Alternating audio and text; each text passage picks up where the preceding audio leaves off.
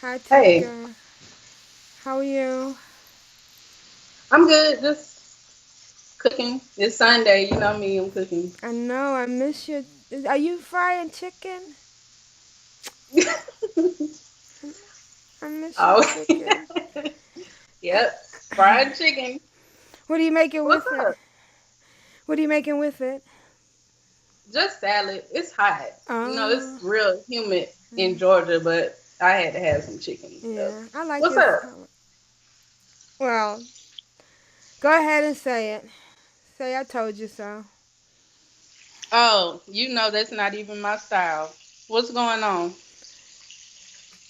Freddie went back to his girlfriend, his ex-girlfriend, so I'm out the picture.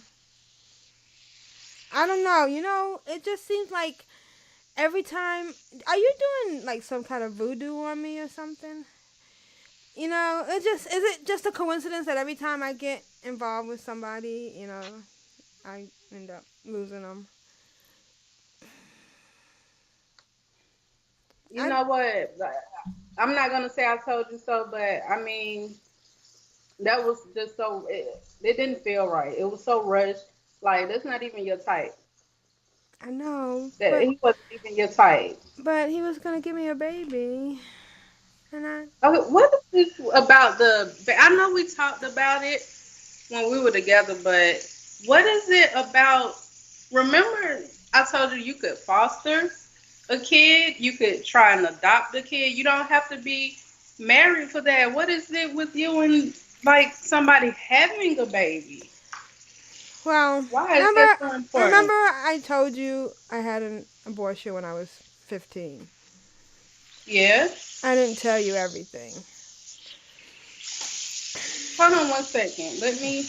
I mean, I'm listening to you, but I want to go ahead and get this out so I can All sit right, down and really give you my attention, okay? all right. It's nice to watch you cook. I used to like doing that. Do you miss me cooking for God you? works in mysterious ways, works in mysterious ways. Never forget that, okay? Are you sure Shaking that? my chicken. What? Are you are you sure it's God and not you don't have some No, it's voodoo God, baby, going? Okay. because what are the chances that I'm not even expecting to hear from you, and I'm cooking like your favorite thing I of mine know. for you. I I didn't know know. you were gonna call me. I'm like 20 pieces in right now. And you're using a What little is the paper odds? bag. What? You using a paper bag to shake it all up in. No, I got plastic Oh, this you got time. that? Okay. Oh, all right. I upgrade. I'm using I'm bougie. I'm bad and bougie now. I'm using the plastic. You always knew how to make me laugh. Right, I'm That, almost done. Hold that's on. what makes it so hard. We were so good together. When it was good, it was the best. You're Okay. torturing. Well, here's the thing. I never told you what really happened. I actually Okay. waited until I was 6 months pregnant before I told my mother because I knew. Okay. No, you never told me. Yeah, I knew if I told her sooner, she would make me have an abortion, and she still wanted me to have one. I'm like, I'm 6 months pregnant. There's nothing that can be done.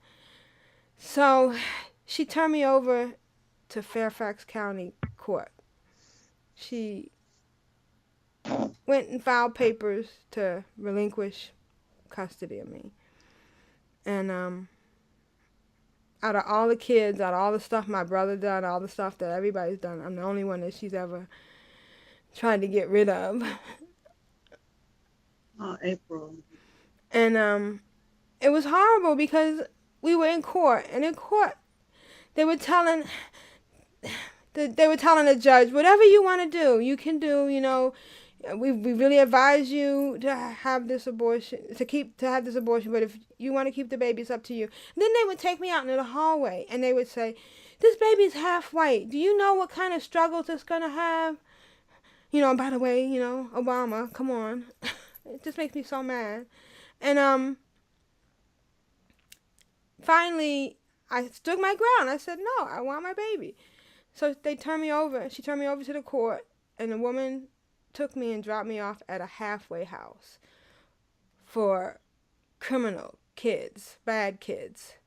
I'm 6 months pregnant. I'm in with these kids that have like sold drugs and robbed stuff, and just one chick had killed somebody, had stabbed somebody, almost killed somebody, and they were threatening me. It was horrible. It was the worst thing that I had ever been through. Well, what I thought was the worst thing, and I miss my family. You know, I don't have any of my stuff because they just dropped me off there. I'm wearing whatever I can find out of these bags, and it was. I just wanted to go home, so I called my mom up and I said, "Please, can I go home?" And she said, "Are you gonna have the abortion?" And I said, "Okay." And her and my brothers and sisters came and picked me up, and we went to Shakey's to celebrate. What is shaky? It's a pizza place, like Pizza Hut, well, but it has a lot of video games and stuff. And it used to be my favorite place to go, but now all I remember is the day I decided to kill my baby. We went there to celebrate. So the next day, her and my stepfather drove me around to abortion clinics, shopping for an abortion doctor. And all the whole time, my stepfather was calling me a whore and stuff. And so we went to 4 different doctors, and they wouldn't do it. They said I was too far along. Yeah, right. I mean, but it then, can be done, but I wouldn't. But then they Oh went. my God. Then she went to Washington Hospital Center, and they did a sonogram, and she wouldn't even let me look at the sonogram. They wouldn't even let. And I keep thinking this to this day. If I had just turned my head, maybe I would have seen it, and maybe I would have got some strength. And then my mother went out of the room with the nurse, or whatever the person was, and I said, "What's going on?" And she said, "They just got to talk about insurance." And then they came back, and they stuck a needle in my stomach. And then I was told to walk around for a little while. And my mother left, and they put me in a room. And then finally the pain started coming, and they took me to another room where a bunch of women were laying around in bed, in the beds, and it was dark. And I was in so much pain. I was the most unimaginable pain. They didn't give me any medicine. Nobody told me anything. I'm just laying there feeling this horrible, horrible pain. And it kept getting worse and worse. And when I called for the nurse, she just came in and she stuck something between my leg, and I felt a rush of water. I guess she... Oh my God. All Oh the my time God. I'm in there, there's another woman laying in the bed next to me going, "I can't help it. I already have 4 kids. I can't have any more." And then finally, I could feel the pressure down there. I could feel the baby's head coming. And so I called the nurse. And she was like angry and mean. And she reached down. And a few seconds later, I felt something jump out of me. And sometimes if I try to remember really hard, I think I felt her move. Or him. I don't even know what he was.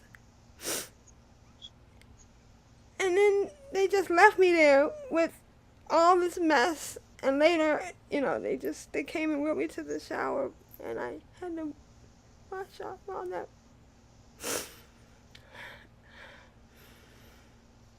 And sometimes I think that what if the baby lived? What if... Oh my God. I know that I've heard horror stories where they had babies that were that small. Every time I see like a preemie or something, I think my baby could have lived. I wonder sometimes. And then...